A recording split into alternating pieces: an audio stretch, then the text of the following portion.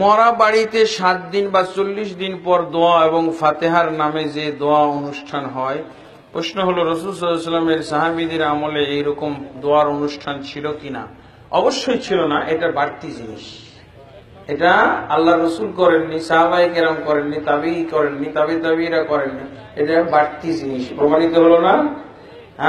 এটা ইসলাম, আল্লাহর রসুলের ছেড়ে যাওয়া ইসলাম বহির্ভূত আমল, অতএব এটাকে বেদাত বলতে হবে। আর এটা হলো আরেক দিক থেকে হিন্দুদের সুন্নত।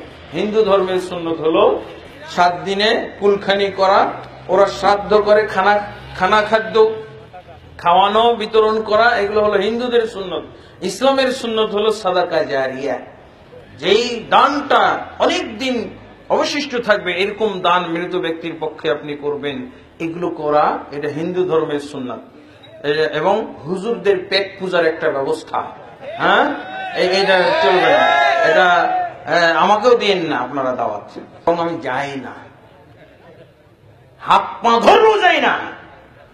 যদি জানতে পারি যে এটা কুলখানির একটা অনুষ্ঠান, আমি সাথে সাথে ওখান থেকে বিদায় হয়ে চলে যাই। এই হলো যারা আল্লাহর নবীর ওয়ারিস হবেন, তাদের আদর্শ, তাদের নিয়ম হলো এটা।